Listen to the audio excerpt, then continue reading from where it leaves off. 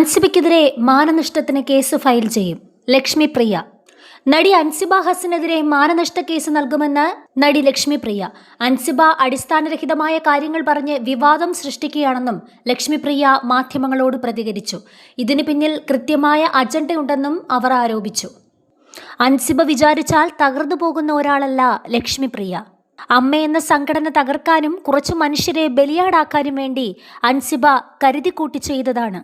ഇവിടത്തെ മതവർഗീയവാദികൾ അൻസിബയുടെ പിന്നിലുണ്ടെന്ന് ഞാൻ സംശയിക്കുന്നു. ഞാൻ പരാതി കൊടുത്തിട്ടില്ലായിരുന്നു. ഇങ്ങനെ ഒരു കാര്യമുണ്ട്, ഒന്ന് അന്വേഷിച്ച് പറയണം എന്ന് മാത്രമാണ് ഞാൻ പറഞ്ഞത്.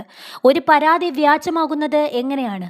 ഒന്നുകിൽ നമ്മൾ അവരെപ്പറ്റി അടിസ്ഥാനരഹിതമായി ആരോപണം ഉന്നയിച്ചുകൊണ്ട് പരാതി കൊടുക്കണം, ഇല്ലെങ്കിൽ നമ്മൾ പരാതിയിൽ പറഞ്ഞിട്ടുള്ള കാര്യങ്ങൾ കൃത്യതയില്ലാത്തതും അവ്യക്തമായ കാര്യമായിരിക്കണം. ഇത് രണ്ടുമില്ലല്ലോ.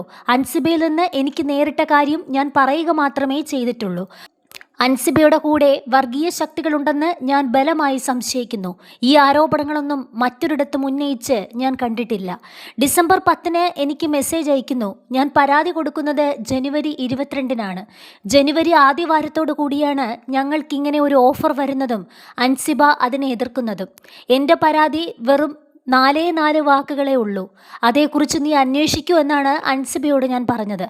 തെളിവുകളെല്ലാം ഞാൻ പോലീസിന് കൊടുത്തിട്ടുണ്ട്. ഇത് കരുതിക്കൂട്ടി ചെയ്തത് തന്നെയാണ്. കൃത്യമായി കാണാതെ നമുക്കൊന്നും പറയാൻ പറ്റില്ലല്ലോ. എനിക്ക് സംശയിച്ചുകൂടെ? ഒരു മതചിഹ്നം വരാൻ പാടില്ലെന്ന് വാശി പിടിക്കുന്നത് എന്തിനാണ്? ഒരു പള്ളിയുടെ പേര് വന്നാൽ എന്താണ് പ്രശ്നം? ലക്ഷ്മിപ്രിയ മാധ്യമങ്ങളോട് പറഞ്ഞു.